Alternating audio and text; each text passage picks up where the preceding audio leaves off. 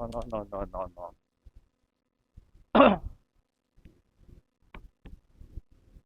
Good morning, good evening sa inyong lahat. Kung saan man kayo nanonood.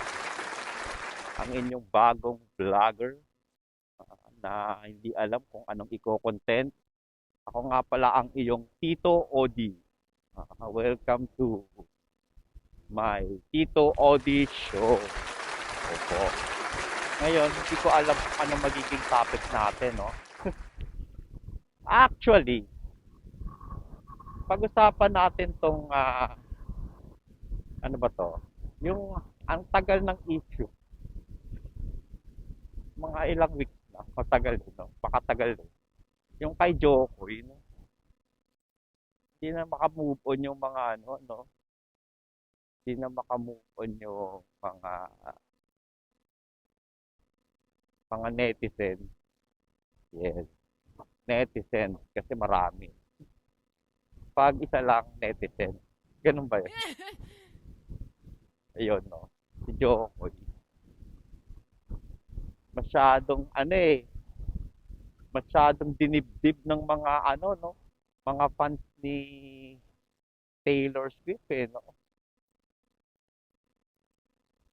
Yun ang ano problema, no? Tapos ito naman ngayon, guys, medyo hindi ko pa masyadong nabasa 'to, eh. Kababasa ko lang kanina. Rumatyada na naman si pangalan nito, si Rendon, no? Dahil nga, medyo malabo pa yung detalye. Yung about kay Gretchen Ho, yun, si Gretchen. Kasi nga daw, sabi ni Gretchen Ho kay Jokoy, ano daw, wasted opportunity, di ba? Nasayang daw yung opportunity ni Jokoy.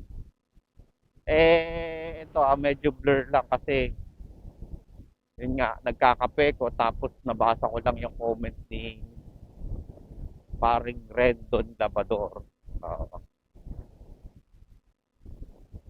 Na sabi niya 10 days preparation. No nga naman, mahirap naman yun, di ba?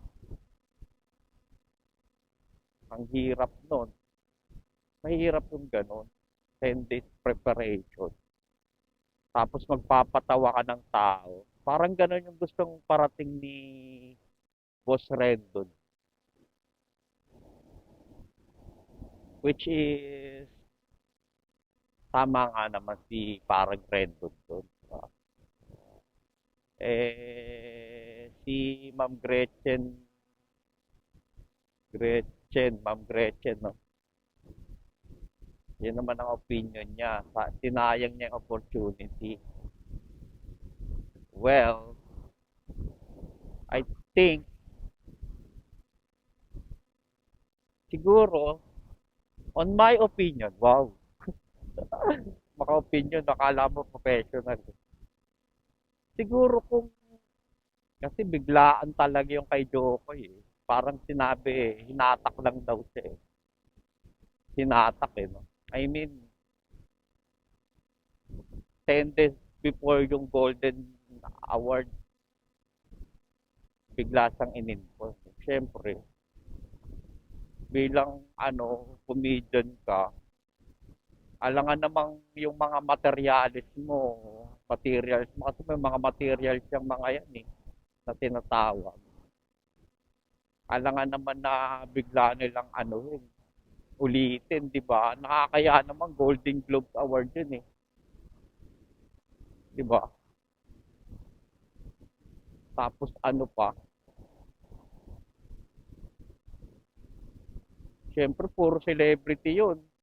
Tapos, ang mga naging host nun, sila Kevin Hart, mga sikat na komedyante.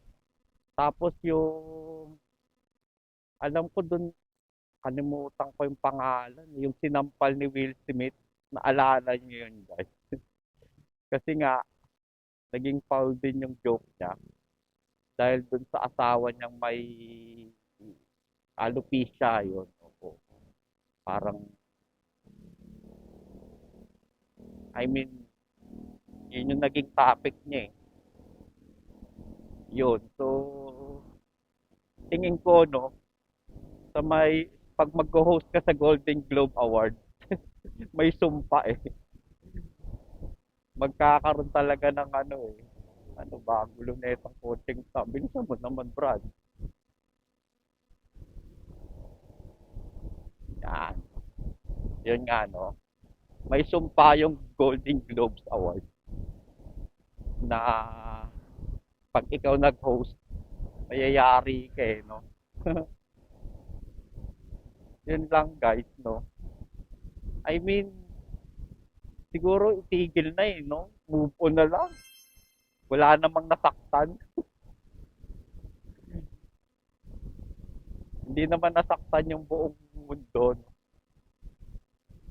Yung mga Taylor Swift na fans eh, I think mas grabe nga yung ibang ano eh, no? Mas grabe nga yung ibang mga komedyante talaga eh. Tsaka, nag-explain nga pala dun si ano, si Jokoy, kung hindi ako nagkakamali. Ang gusto niyang patamaan talaga dun, yung NFL, hindi si Taylor Swift. Na ang point niya is, ah, imbis na parang, ewan ko kung ano tama ako, correct me if I'm wrong, na ano, na imbis na mag-focus yung mga camera dun sa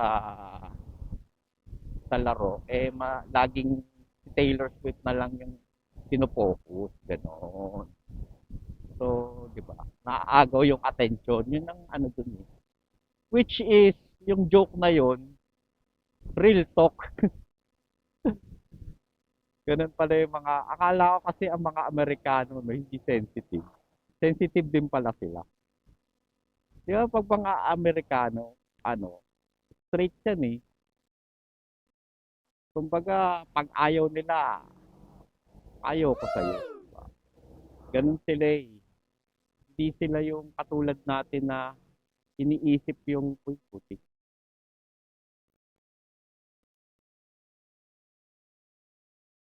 Iniisip yung damdamin ng iba. Tayo kasi ano tayo eh. Likas na mapagmahal na. Ano bang tawag? Ewan ko kung anong tawag doon. Ano tayo eh. Masyado tayo ang ano doon. Masyadong ewan ko. Hindi ko ma-explain. Basta ganun. Kasi ang Amerikano, prangka yan eh.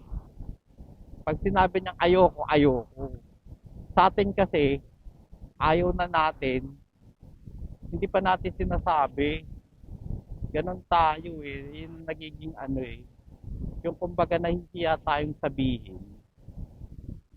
So, anyway, going back, yun nga. Ganon din pala sila, no? Siguro, sobrang big deal talaga sa kanila yung nangyari. Ayun, so, ano lang, no? Hindi naman mamatay-matay yung ano eh. Kawawa naman si Jokoy. Well, kasama sa ano niya yun, sa career. And, yun yung sinasabing price to pay. Diba? May, ano ba yun, napanood ko yun eh, yung sabi ni ano ba to, ni Tony Gonzaga. Kumbaga yung kasikatan, parang ano lang yan eh, hiniram mo lang yan, hiniram. Tapos,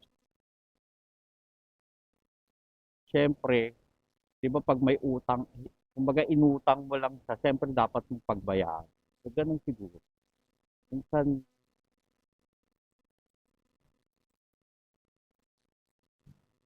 yung pagiging, ah, lahat no? Lahat may consequence. So, yun lang guys, no? Ah, di ba, ang gulo ko? Ang gulo ng content ko, no? Isipin mo nagmomotor ako ngayon, tapos ang content ko, chikahan, no? Ano kayang tawag dito? Moto chikahan or baduy, yun. Ano ba?